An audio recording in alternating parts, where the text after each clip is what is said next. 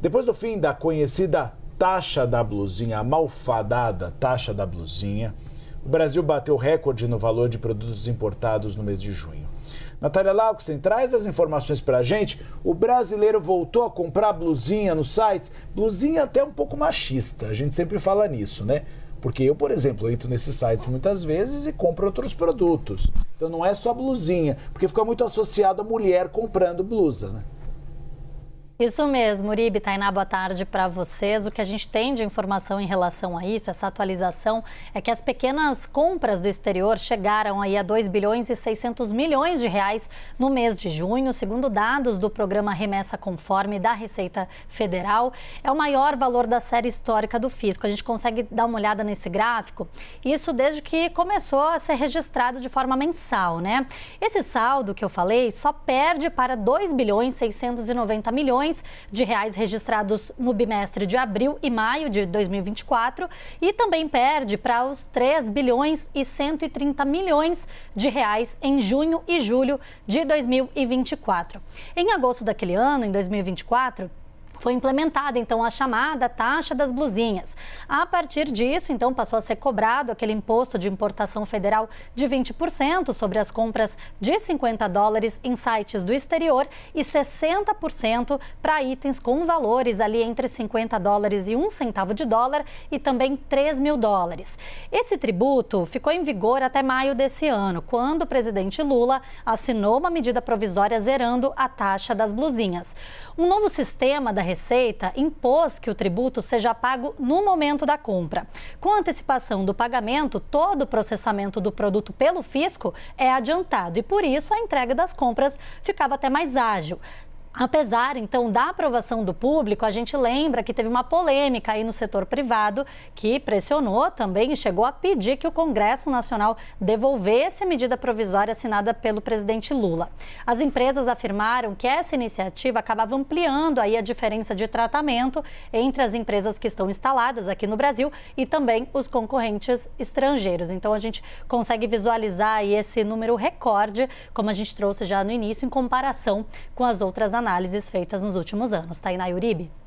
Obrigada, querida. A gente vai convocar novamente, já Natália volta em tela, Gabriel Monteiro, que nem se mexeu, tomou só uma água, né, para dar aquela limpada. Para refrescar, né? Isso, porque ele vai falar bastante agora também sobre como o setor do varejo olha para essa situação. Contigo, Gabriel.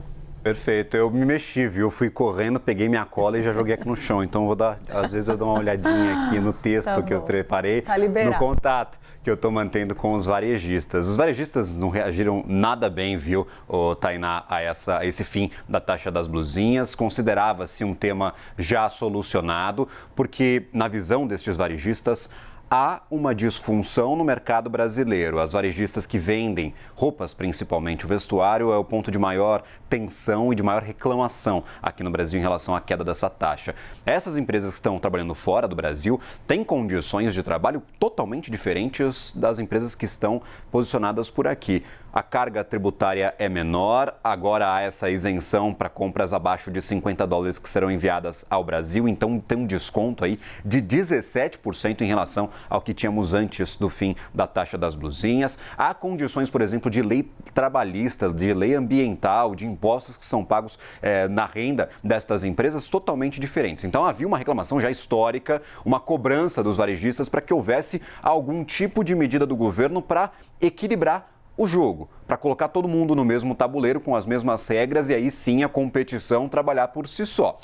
Essas empresas não reclamam da participação de empresas, principalmente chinesas, aqui no Brasil. Elas só reclamam justamente desse disparate, vamos dizer assim, dessa diferença de tratamento entre companhias que estão atuando no mesmo segmento. Elas continuam cobrando do governo. Eu conversei com varejistas nas últimas semanas e me dizem que o diálogo é constante com a equipe econômica do governo Lula, mas não necessariamente é um diálogo produtivo, ou seja, a conversa existe, mas não está indo para lugar algum.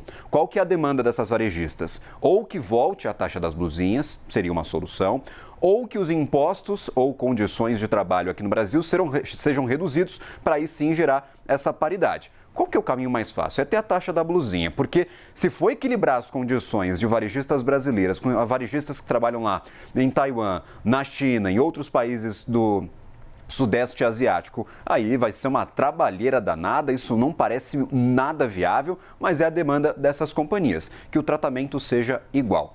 Em ano eleitoral, nós vimos essa derrubada de taxa, tem conversa, mas não vai a lugar algum. É possível mesmo que esse tema vá se esmorecendo, ele fique desse jeito até o final do ano, pelo menos é o que me disseram aí algumas fontes no setor varejista. Semana passada mesmo a gente estava com o presidente da C&A no CNN Monday e ele me disse exatamente isso. Conversa há, mas não vai a lugar algum. É que, Gabriel, é muito difícil. O setor, mesmo com a taxa da blusinha ou sem a taxa da blusinha, está numa situação muito difícil. Então é complicado, a concorrência com a China é muito forte, a concorrência com essa importação de produto com trabalho, né, barato. A gente não pode comparar uma democracia com a China. A China é uma ditadura que não respeita as leis trabalhistas. É impossível competir, né, Gabriel? Um ponto importante, Uribe, de falarmos sobre essa entrada de varejistas chinesas no Brasil é que não é só preço. As varejistas chinesas, elas têm um canal de venda fortíssimo, que são esses aplicativos que são muito bem desenvolvidos, tem um algoritmo muito interessante que as empresas no Brasil não conseguiram replicar, então não é só preço. Elas são muito ágeis em captar as tendências de mercado, elas olham para o que está sendo consumido pelo público e se você entrar agora no site de uma dessas varejistas chinesas, com certeza vai ter a peça que você viu na série de TV, que você viu o teu colega usando, você quer replicar o estilo, mas nas lojas das varejistas aqui no Brasil, essa peça não está disponível, o estilo é diferente, você vai ter que esperar a próxima coleção.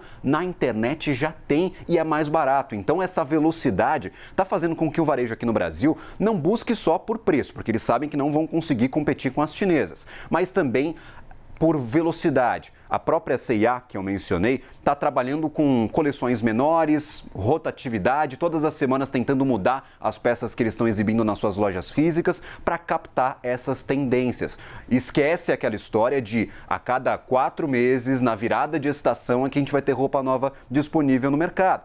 É muito difícil que isso se repita, volte a se repetir com a internet tão veloz. Então, para além de preço, o varejo brasileiro está tendo que se redesenhar em toda a arquitetura de fornecedores. As lojas físicas hoje não são lotadas de araras, tem que vender um estilo, então está tudo mudando com a entrada dessas novas lojas aqui. É muito difícil, além da estrutura mundial, além de todo o parque fabril muito maior, você tem salários baixíssimos sendo pagos, análogos à escravidão, você não tem direitos trabalhistas. Os chineses, eles têm um feriado por ano, é o feriado ali do Ano Novo Chinês até o Dia do Trabalho, e depois eles não folgam Natal, não folgam Ano Novo. É muito difícil competir, de fato, por isso que Donald Trump fica tão irritado, porque não dá para você reproduzir o modo de produção da China nos Estados Unidos, é impossível. Obrigado, Gabriel, pelas informações. Eu falei de Donald Trump.